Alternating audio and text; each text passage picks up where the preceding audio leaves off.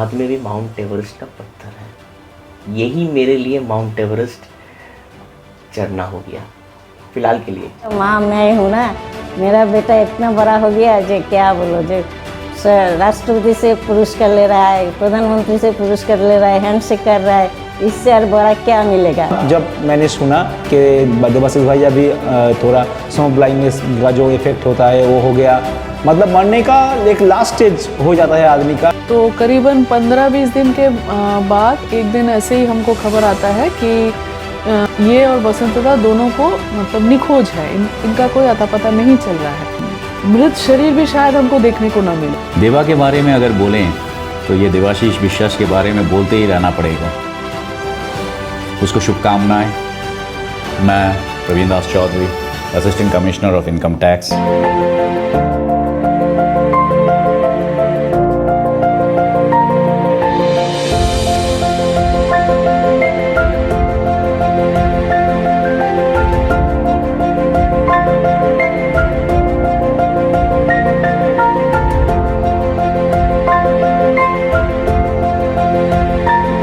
तो दोस्तों सडनली दादा के घर के अंदर हूँ, फ्लैट के अंदर, बेल बजाऊंगा और दादा से मिलूंगा। तो चलिए बेल भी बजा लेते हैं।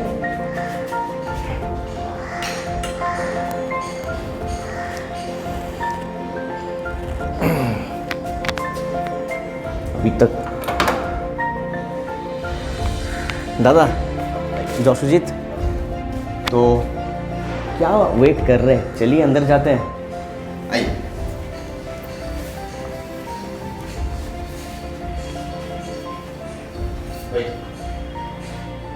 तो दोस्तों देवाशीष दा का बचपन कैसा बीता, क्या ख्वाब थे, चलिए देवाशीष दा से जान लेते हैं। देवाशीष दा बताइए। जन्म तो हुआ आसाम में, अच्छा। गुवाहाटी। बाबा का ट्रांसफरेबल जॉब था, अच्छा। तो गुवाहाटी में 2-3 साल। असम का बहुत सारा जैसे रंगिया और तेजपुर ये घूम के फिर कृष्णनगर वेस्ट बंगाल में आ गया। तो जब रंगिया में था तब हम लोग को नॉर्थ साइड में हम लोग देखते थे भूटान का पहाड़। बचपन से आपकी पहाड़ के साथ एक दोस्ती बन गई थी? शायद वो अनजाने में हो, ऐसा नहीं बहुत मैंने सोचा था ये उधर जाना है, ये नहीं उतना सोचा नहीं। लेकिन अभी जब मैंने पीछे मोड़ के देखता हूँ तब शायद लगता है वो मेरा दिमाग में कुछ काम किया था। पहाड़ का बारे में इतना फैसिनेशन और इतना पैशन, शायद कुछ पार्ट वो आसाम का था, शायद वो भूटान पहाड़ का था। इसी वजह से देवाशीष दा मेरे पीछे में देख रहे हैं, ये अचीवमेंट उसको मिला कि बचपन से वो शौक़ था, वो सपना था, वो सपने को वो दिल में रखे और अपना जो कर्म था वो करते रहे। मैंने आँख खोल के देवाशीष दा ने सपना देखा, आँख बंद करके नहीं। और भी क्या किया देवाशीष दा ने, कैसे करके उसकी प्रोसेस किया, मैंने पार्ट टू पार्ट उसको लेके भी बात करेंगे।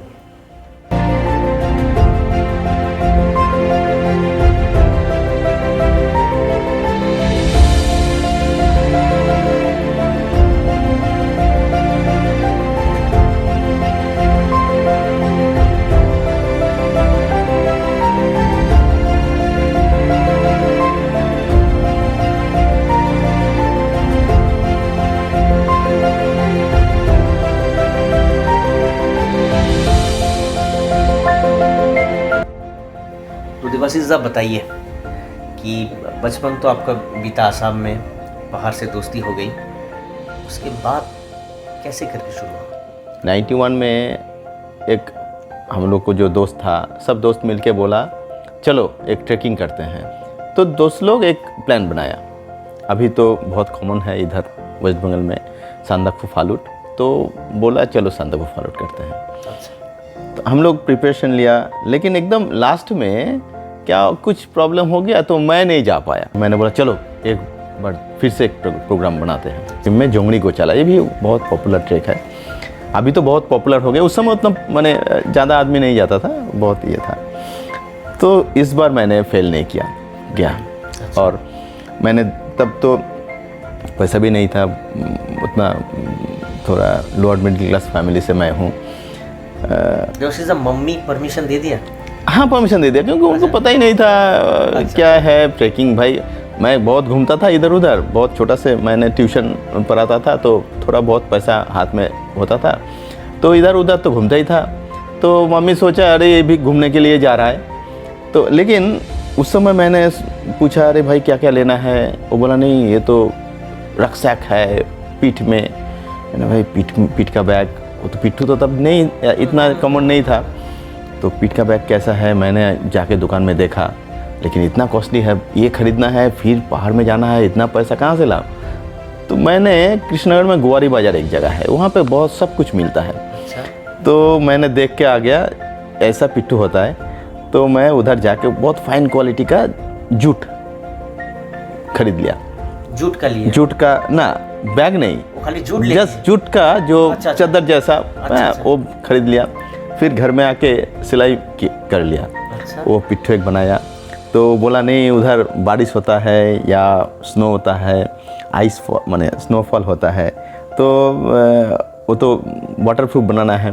तो मैंने फाइन जूट दोनों लेयर बना लिया, फिर बीच में पॉलीथीन शीट लगा के सिलाई कर दिया। अच्छा। और पीठ का जैसे पैड बनाना है, तो उधर पीपी फोम मैं जाके कलकत्ता में आके बाकी चीज़ खरीद लिया, जहाँ पे जैसे जैसे चेन जिपर वो बना के इतना छोटा छोटा पार्टीशन करना है, फिर हेड ऐसा बनाना है, साइड में थोड़ा छोटा कंपार्टमेंट होना है जहाँ पे चप्पल ये वो डालता है। मैंने आके तो देख लिया दुकान में पिट्ठू कैसा है, रक्सक कैसा है, तो घर में जाके उतना तो अच्छा नहीं हुआ लेकिन बना लिया। अच्छा। फिर वो लेके चल वो पड़ा। है अभी तक है आपके पास? अभी नहीं है, बहुत दिन पहले का 91, अभी तो सोचिए अगर चाह है, कुछ करने का जज्बात है, तो ऑटोमेटिक वो बनाना पड़ता है, और वो खुद को बनाना पड़ता है।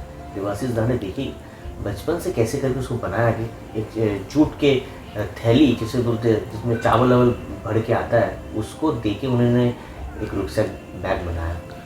काबिल तारीफ। और भी इंटरेस्टिंग बातें हैं, देखिए और भी है। फिर इधर कोले मार्केट है, तो कोले मार्केट में पता था जो कोले मार्केट में चुराई मार्केट बोलता है, तो बहुत सारा सेकंड हैंड चीज़ मिलता है। तो मैं उस समय गया चुराई मार्केट, वो तो कृष्णनगर में से दूर भी है कलकत्ता, उतना हर दिन तो आता नहीं था उस समय, लेकिन एक दिन प्लान करके आ गया। फिर हंटर वहाँ से आर्मी लोग को जो सेकंड हैंड हंटर वो बेच देता था, या फर्स्ट हैंड ही मैंने देखा फर्स्ट हैंड भी मिला, क्योंकि मान लीजिए आर्मी लोग को एक को 4 हंटर मिल गया, तो एक उन्होंने यूज़ किया, 3 एक्स्ट्रा हो गया, वो शायद उधर बेचता था, जो भी है उतना मुझे पता नहीं, लेकिन मैं उधर जाके वो बूट खरीद लिया। फिर बूट, उधर से कुछ गनी बैग, बहुत सारा मैंने देखा, उधर सेकंड हैंड अपर लोअर मिल गया। फिर एस्प्लैनेड में जाके सेकंड हैंड थोड़ा गर्मी का कपड़ा खरीद लिया, तो क्योंकि नया खरीदने का इतना पैसा नहीं था उस समय, एकदम ये तो सच बात था। तो निकल गया, जोंगड़ी को चला, जाके देखा बहुत टफ ट्रैक है, बहुत टफ, मैंने सोचा ही नहीं था ऐसा भी कुछ होता है, लेकिन इतना मेरा फिटनेस इतना अच्छा था, कुछ भी है। एक दोस्त को थोड़ा प्रॉब्लम हुआ था, लेकिन मैंने कभी महसूस नहीं किया इतना प्रॉब्लम है।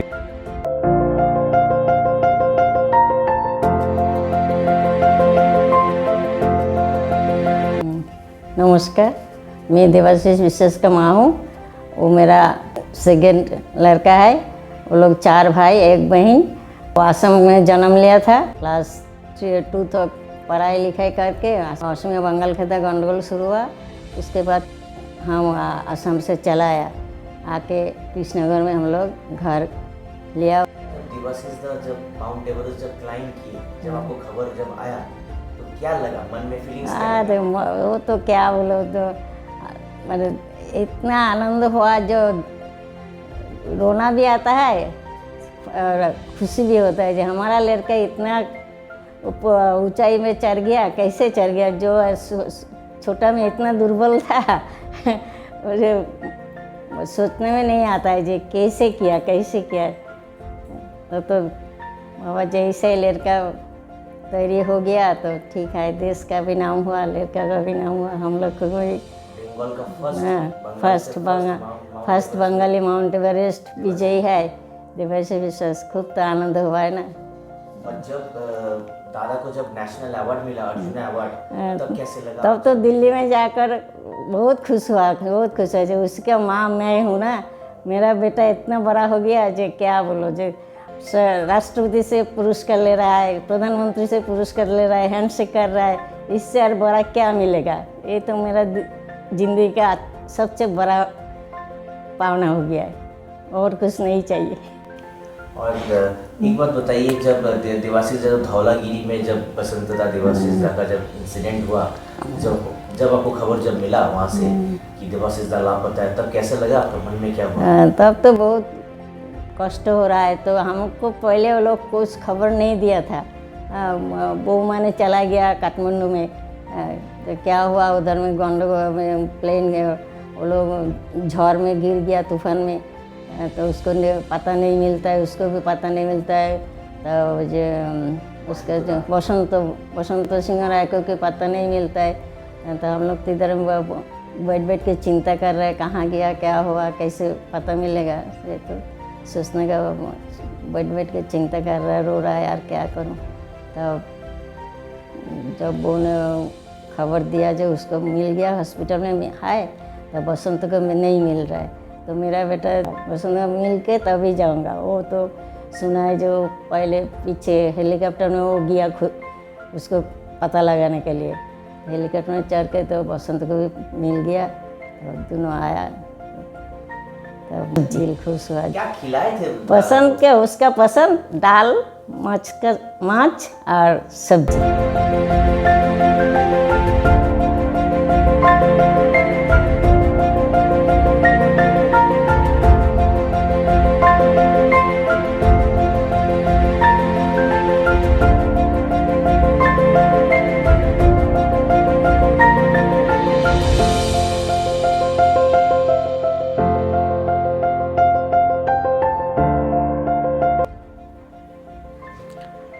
उसके बाद तो टीम बन गया, मैं और बसंतदा बेस कैंप क्लाइंबिंग मेंबर और 3 बेस कैंप मेंबर।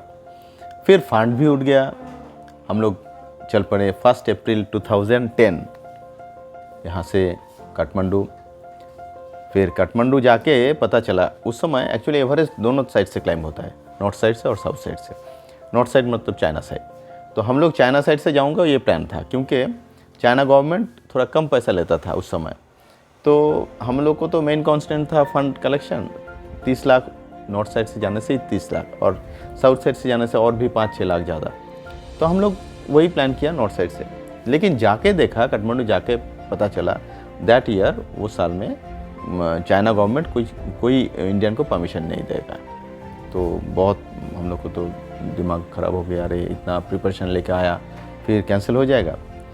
तो तुरंत हम लोग डिसीजन लिया साउथ साइड से अगर होगा तो हम लोग इधर उधर ढूंढा, क्योंकि 2 आदमी के लिए तो परमिशन लेना तो बहुत पैसा लगेगा। वो जॉइंट परमिट बोलता है, जैसे हम दोनों फिर बाहर का दूसरा आदमी। तो देखा आपा शेरपा, जो सुपर शेरपा बोलते हैं, आपा शेरपा का एक टीम था उस समय, उस साल में। तो उन लोग को 10-11 आदमी था, हम लोग को 2 आदमी मिला के जॉइंट परमिट बन गया। तो हम लोग 3-4 दिन उधर गया ये बनाने करते करते। तो काठमांडू से छोटा फ्लाइट लुकला चल पड़े, लुकला से छोटा तो ट्रैकिंग शुरू हो गया। फिर फागदिंग, मंजू से सागरमाथा सेंचुरी पार्क शुरू हो जाता है। मैंने मेरा जो जानना है, काठमांडू से कितना तक जाती है, लुकला तक जाती है? ना, गाड़ी लुकला तक नहीं जाते हैं। उस समय जीरी बोल के एक जगह तक जाता था, जीरी से 2 दिन का ट्रेकिंग रूट है लुकला। हम लोग छोटा फ्लाइट उधर जाते हैं, लुकला एयरपोर्ट है, वो तेंजिंग नोर्गे एडमंड हिलरी के नाम पे ही, तेंजिंग हिलरी एयरपोर्ट। तो आप लोग फ्लाइट से लुकला, फिर लुकला से ट्रेकिंग शुरू हो गया, फागदिंग, मंजू। एवरेस्ट का नाम सागरमाथा है नेपाल में, और तिब्बत में चोमालुंगमा। एवरेस्ट नाम किसी जगह पे नहीं है। तो सागरमाथा सेंचुरी पार्क स्टार्ट होता है मंजू से, मंजू। तो मंजू के बाद नामचे बाजार, राज फेमस जगह। फिर नामचे बाजार से आगे हम लोग गया टैंग बोचे, फिर पैंग बोचे, फिर डिंग बोचे, फेरीचे, बहुत सारा स्टॉपेज है, हर जगह बड़ा होटल है, रहने का कुछ प्रॉब्लम नहीं है। तो थोकला, फिर आगे जाके लोबूचे, फिर उसके बाद गोरखशेप, लास्ट ये जो होटल या लॉज किसी को भी माने कुछ तुमको चाहिए तो वो लास्ट है गोरखशेप, उसका आगे और कुछ नहीं है। उसका बाद तो एवरेस्ट बेस कैंप। तब हम लोग वेदर रिपोर्ट खरीद के देखा, कैलकुलेट किया जो कब वेदर ठीक रहेगा। तो हम लोग देखा 16, 17, 18 में वेदर ठीक, तो हम लोग कैलकुलेशन किया 16 के लिए। तो 16 के लिए कैलकुलेशन करने से 12 तारीख बेस कैंप छोड़ना पड़ा। 12 तारीख छोड़ के 12 तारीख कैंप 1 पहुँचा, 13 तारीख कैंप 2 में एक दिन रेस्ट लिया, 14 तारीख, 15 तारीख कैंप 3, 16 तारीख कैंप 4, ऐसे करके हम लोग प्लान बनाया। तो ऐसे करके मैंने जब हम लोग गया तो पहला दिन हम लोग 15 में हम लोग कैंप 4 पहुंचा था। Camp 4 south col 7,950 metre, around 8,000 metre. तो उस दिन ही हम लोग सोचा था थोड़ा रेस्ट करके रात को निकलना, लेकिन वेदर रिपोर्ट था 16 को वेदर अच्छा रहेगा, इसलिए 15 नाइट को निकलना है। लेकिन 16 में मैंने 15 नाइट को शाम होने के बाद 6-7 बजे से बहुत हवा चालू हो गया, तो देखा ये पॉसिबल नहीं है, तो हम लोग रुक गया। कोई भी आदमी उस दिन स्टार्ट नहीं किया। एक दिन कैंप 4 में रुकना पड़ा। नेक्स्ट दिन 7:30 बजे हम लोग स्टार्ट किया, शाम को सारा रात भर चला। नेक्स्ट डे मॉर्निंग 7-7:30 बजे हम लोग समिट में पहुंच गया। एवरेस्ट के ऊपर जब आप थे कैसा लगा उस समय, क्या फील हुआ आपको? उस समय तो अच्छा, मैंने तो एक तो हुआ जो मैंने वर्ल्ड का एकदम हाईएस्ट पॉइंट में पहुंच गया, लेकिन इतना भी बहुत फीलिंग्स नहीं आया कुछ, क्योंकि मेरा दिमाग में था ये रास्ता मुझे वापस जाना है, तो बहुत कॉशियस था उस समय। और एक दिमाग में था मैंने जहाँ पे पहुँचा ये तो हर दिन कोई आदमी हर दिन नहीं आ पाएगा, तो मैं लाइफ टाइम में एक बार ही शायद आया, तो जितना ज़्यादा होगा मूवी उठाना है, फ़ोटो उठाना है।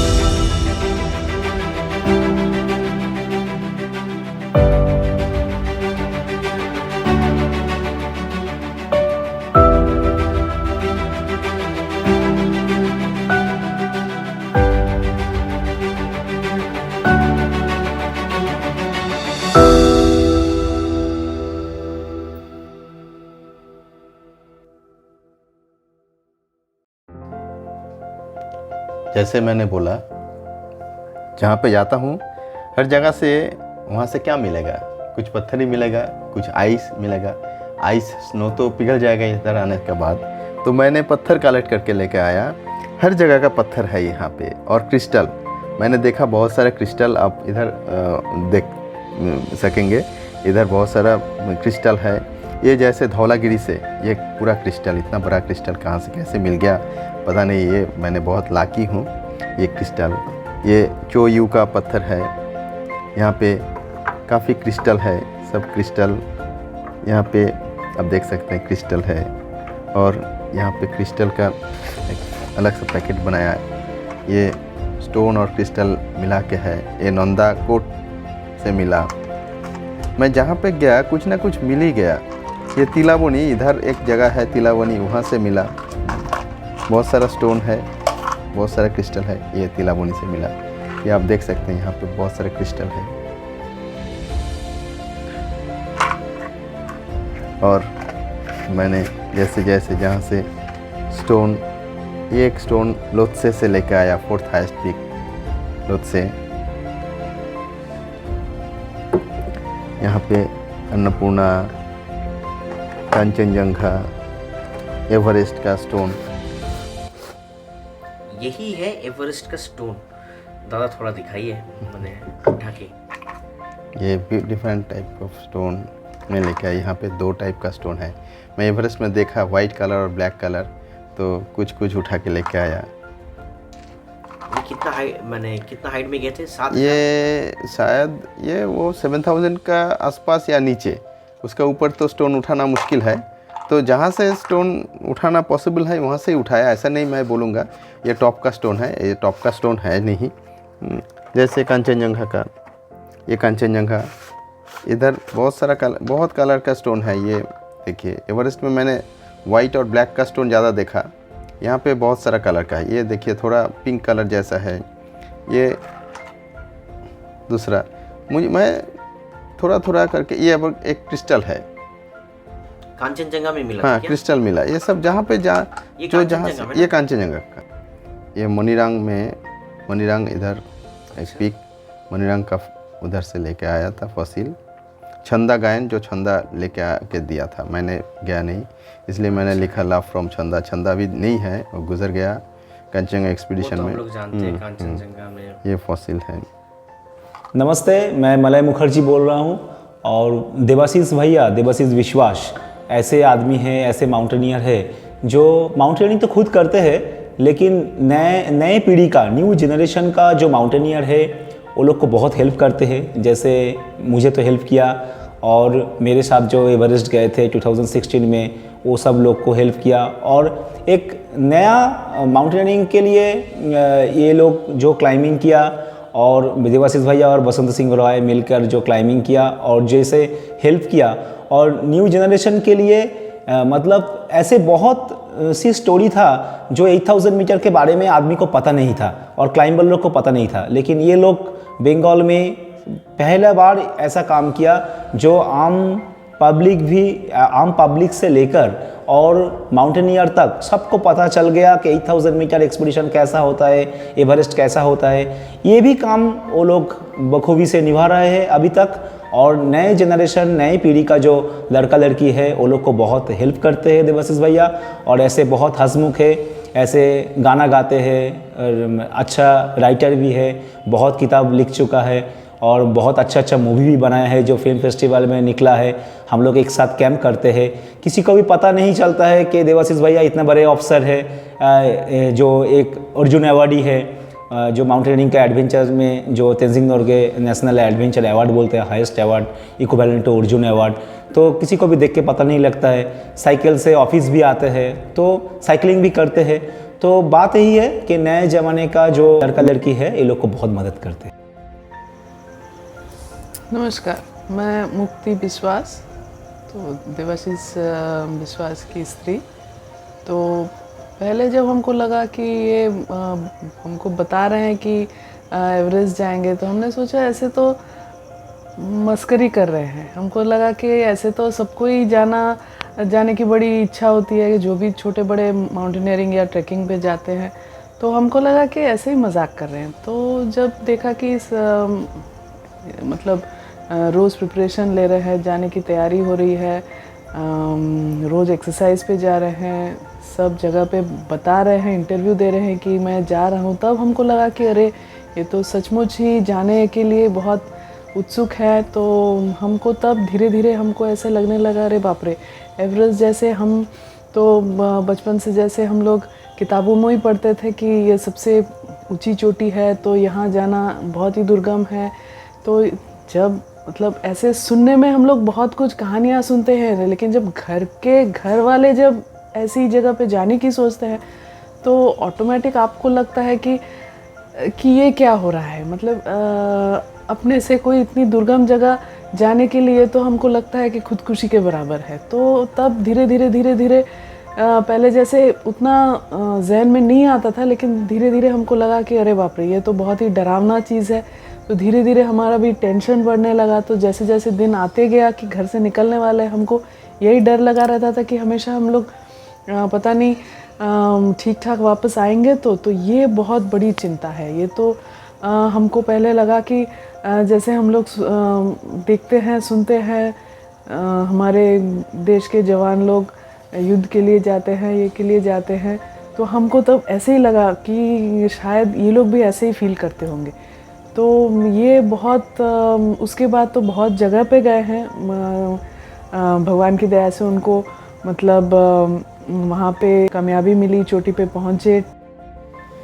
यही वो अवार्ड है जो देवाशीष के हाथ में है। इतने परिश्रम, इतने मेहनत का फल सचमुच मीठा ही होता है।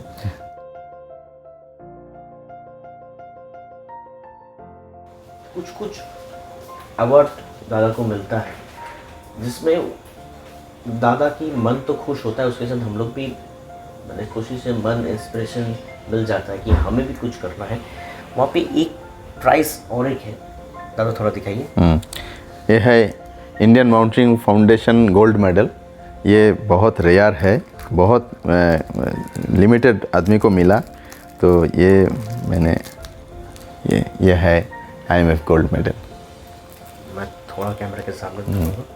देखिए यही होता है अचीवमेंट लाइफ का, कि दादा तो मैंने सोच के नहीं गए थे कि होगा क्या नहीं होगा, परंतु ये ऐसे ऐसे करके ये हो गया। उसके बाद कलकत्ता की फुटबॉल में फेमस क्लब है मोहन बागान एंड ईस्ट बंगाल, वहाँ से भी दादा को कुछ प्राइज़ मिला, वो भी मैं दिखा दूँ। ये कुछ प्राइस है, दादा खुद दादा को पूरा दिखाने के लिए। ये है, ये भी गोल्ड मेडल है। ये भी ईस्ट बंगाल क्लब से दिया। ये भी ईस्ट बंगाल कलकत्ता के जो फेमस क्लब है वहाँ से दिया गया है दादा को। मोहन बागान से आईसेक्स दिया था।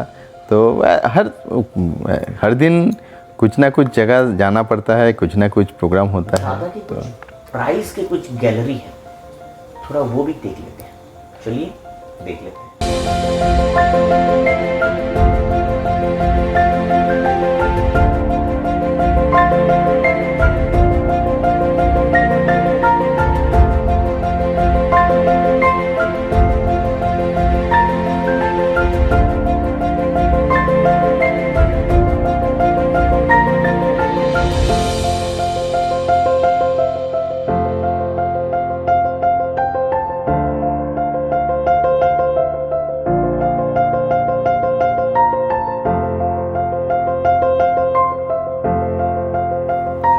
देवाशीष विश्वास, ये नाम जब मैं पहली बार मिला था ना, मैं और वो दोनों ही बच्चे जैसे थे। 94 में हम लोगों की मुलाकात हुई थी। देवाशीष और मैं एक साथ इस डिपार्टमेंट में आए थे। आने के बाद हम लोगों का जॉइनिंग हो रहा था, तो एक लड़का दुबला पतला सा छोटा सा नाटा सा देख रहे हैं, बहुत खुश मिजाज और बहुत सारा कॉन्फिडेंस लेकर, मतलब as if energy was bursting in him, उस टाइप का एक लड़का था। तो परिचय हुआ, देखे ये लड़का, नाम पूछा तो उसने बोला कि मैं देवाशीष विश्वास हूँ और तुम लोगों के साथ ही एक साथ है। तो वो वहीं से अपनी दोस्ती शुरुआत हुई। उसमें स्टार्टिंग से ही ना कुछ करने का एक अंदर से ही, उसके अंदर से ही एक कोई इच्छा आती रहती थी। और ये जो पत्थर आप देख रहे हैं, ये क्रिस्टल पत्थर, ये 3rd mountain, highest mountain Kanchenjunga का है। अगर हमारी वीडियो अच्छा लगे तो ज़रूर हमारे चैनल को सब्सक्राइब कीजिए, शेयर कीजिए। जय हिंद, वंदे मातरम। जय हिंद।